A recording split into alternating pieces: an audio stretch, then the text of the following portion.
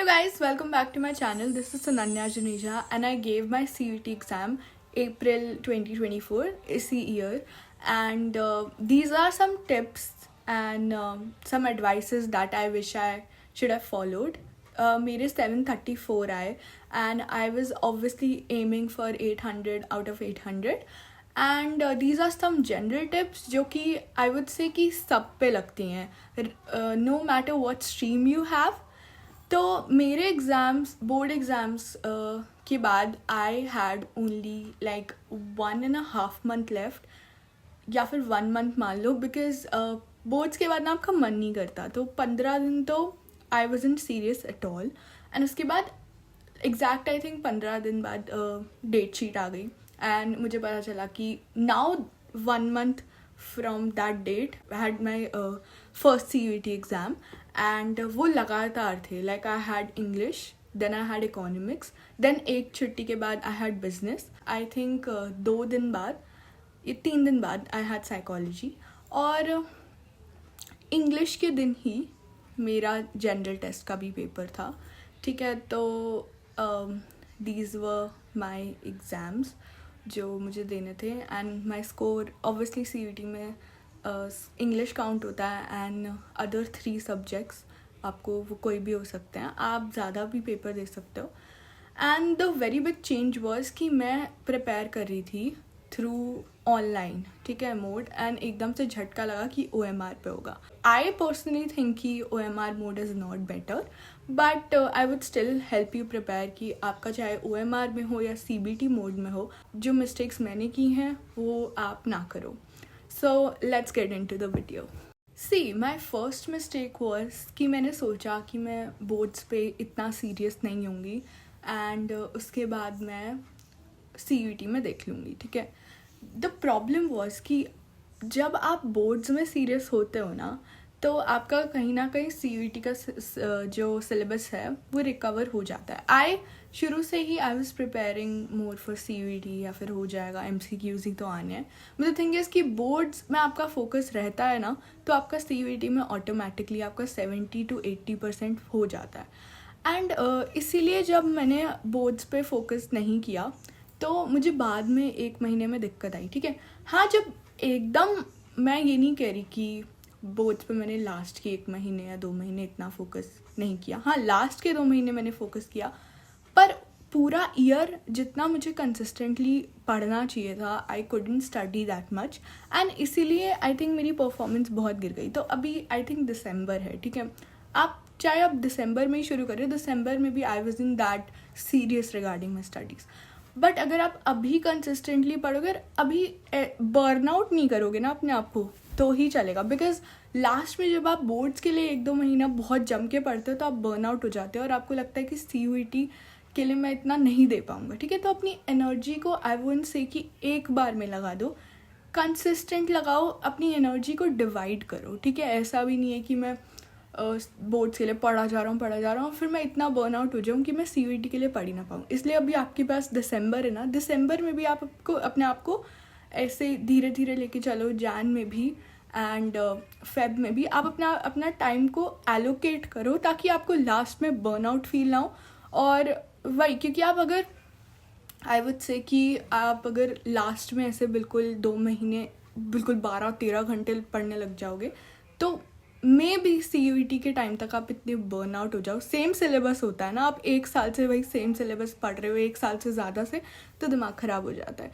इसीलिए प्लीज़ सारी चीज़ों को अच्छे से लेके चलो. Another mistake of mind was कि मैंने आई थिंक अपना ECA स्पोर्ट्स या किसी में भी कुछ नहीं भरा. I have taken part in MUNs and थोड़ी चीज़ें इधर उधर मैंने गवर्नमेंट के उसमें भी पार्ट लिया है बट मैंने कहीं पे भी वो ना शो नहीं किया. अगर आप किसी में भी हो ना, ECA में हो, डिबेट में हो, कुछ भी आपका डांस में हो, सब कुछ लेते हैं वो ऑलमोस्ट. प्लीज़ ECA फिल करना और वहाँ जाके दे के आना. ठीक है, मतलब अपना आपका जो भी ECA का एग्ज़ाम हो, it matters a lot. And मुझे बहुत लोगों ने कहा भी था, मैंने तब भी नहीं भरा. तो I think that would have made a very big difference in the college I got.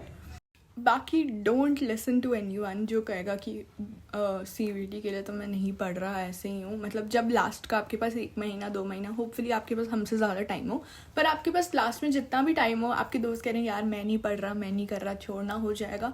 You guys still need to work on yourself, ठीक है. ऐसे नहीं होगा कि आप बहुत ज़्यादा चिल हो जाओ CUET के लिए. I don't think that works at all. आपका कोई भी दोस्त आपको कह रहा है मत पढ़ना, हो गए बोझ हो गए, अब तो थोड़ा चिल कर, CUET में तो सेम सिलेबस आना है. Bro, CUET is very important, ठीक है. आपका कॉलेज डिसाइड हो रहा है, आप अपने नेक्स्ट 4 साल कहाँ मतलब बिताने वाले हो. It makes a lot of difference. And I would say कि CUET में आप एटलीस्ट अपना बेस्ट दो. चाहे आप, if you don't and up in your dream college, I hope you do, but even if you don't, you would know कि मैंने अपना पूरी जान लगाई है ना. तो आई वुड से कि आपका दोस्त चाहे कह रहा है कि चल आ जा घूमने चलते हैं, आई वॉन्ट से कि बिल्कुल अपने आप को बर्न आउट कर लो, बट प्लीज़ CUET को भी सीरियसली लो.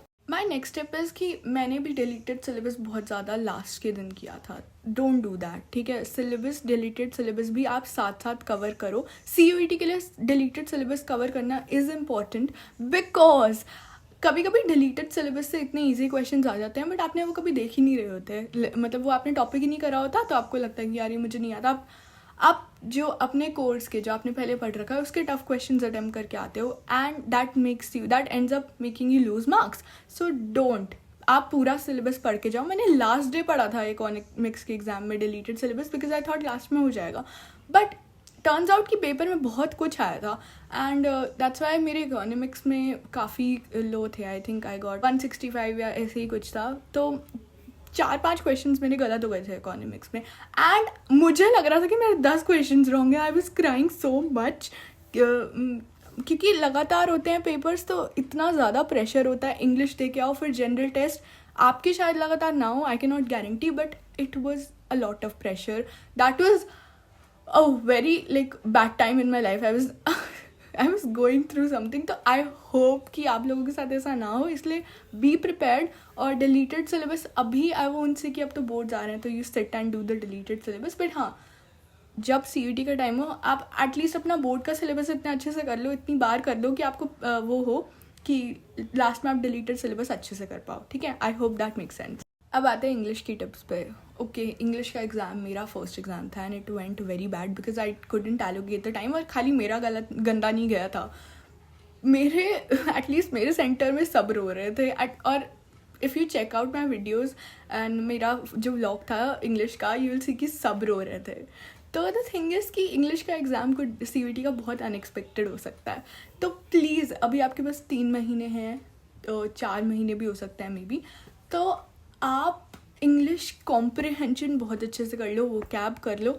आप अपने हिसाब से अपनी इंग्लिश इतनी स्ट्रॉन्ग कर लो ना कि आपको कुछ भी दे दे. अपना टाइम मैनेजमेंट इतने अच्छे से कर लो इंग्लिश का. आई थिंक जो भी क्लैट एस्पिरेंट्स है और IP मैट के एस्पिरेंट्स है ना, IP मैट के, उनके लिए ये बहुत बेनिफिशियल है CUET में, बिकॉज उनको ये पता रहता है कि टाइम कैसे मैनेज करना है. तो आप लोग अगर वो, तो आपके लिए थोड़ा सा वो रहेगा, क्या कहते हैं, advantage. But other people, please आप लोग भी अपने रीडिंग कॉम्प्रिहेंशन एंड अपनी वो कैब स्ट्रॉन्ग करके रखो. एंड अगर आपको कुछ रेफरेंसेस, कुछ टिप्स चाहिए इंग्लिश के लिए, लेट मी नो. इंग्लिश में मेरे आते हैं 170 200 में से. बाकी मेरे बिजनेस और साइकोलॉजी में 200 आउट ऑफ 200 आए थे. सो या, जनरल टेस्ट मत पूछो, मैं नहीं पढ़ के गई थी. ऑल्सो जनरल टेस्ट का मैं आपको बता देती हूँ. जनरल टेस्ट अगर आप कुछ स्पेसिफिक कोर्सेज में चाहिए होता है, तो हर कोर्स में आपको नहीं चाहिए होता. और मुझे साइकोलॉजी करनी थी, तो उसमें रिक्वायरमेंट नहीं थी जनरल टेस्ट की, तो इसलिए मैंने जनरल टेस्ट पे इतना ध्यान नहीं दिया था. अगर आपको जानना है कि जनरल टेस्ट में किस किस की रिक्वायरमेंट है, मैं उसका अलग भी वीडियो बना सकती हूँ. But yeah, this is how it was. This tip can literally save you. बिल्कुल. After you read your reference books, please study NCERT. ये कितनी इंपॉर्टेंट टिप है, एंड आई ओवरलुक्ड इट. इतनी ज़्यादा I overlooked this tip, but you have to study NCERT. मैंने संदीप गर्ग पढ़ी थी economics के लिए. मैंने NCERT बहुत कम पढ़ी थी, एंड दैट कॉस्ट मी. और also attempt back questions NCERT के अगर आप कर सकते हो, तो if you have the time, because it makes a lot of difference. Specially मैंने सुना है अकाउंटेंसी में पेपर सही आया था इस बार CUET का. द ओनली प्रॉब्लम वॉज कि NCERT क्वेश्चंस बैक से आए थे, स्ट्रेट फॉरवर्ड. जो क्वेश्चंस होते हैं वो एमसीक्यू की फॉर्म में आए थे. रेशियो के एग्जाम्पल था, रेशियो का जो चैप्टर है उससे पीछे से आए थे. That's what I have heard. I am not in accountancy का major, so I am not sure, but हाँ ये हुआ था, मेरे फ्रेंड्स ने मुझे बताया. तो प्लीज़ बैक एक्सरसाइजेस कर लेना एनसीईआरटी की. मतलब जैसे मैथ्स में कर लेना, अकाउंट्स में कर लेना, एटलीस्ट इको में भी अगर कर सकते हो तो कर लेना. वैसे इको तो कवर हो ही जाती है. और एनसीईआरटी के डायग्राम्स देख लेना, बहुत इंपॉर्टेंट है. मैंने अपने बोर्ड के टिप्स में भी बताया कि एनसीईआरटी के डायग्राम्स देखना इज़ वेरी इंपॉर्टेंट, क्योंकि वो जो रेफरेंस में दिए होते हैं वो कभी कभी बहुत अलग होते हैं हमारी जो बुक में दिए, और बुक वाले आते हैं. तो प्लीज़ डायग्राम्स देख लेना. मेरी second last tip for you guys is कि अगर आपका OMR पे पेपर हो रहा है, प्लीज़ OMR पे प्रैक्टिस करना. मैं बहुत सारी OMR शीट्स लाई थी, बट मैं I had just 1 month, I had to cover a lot of syllabus and I was so exhausted.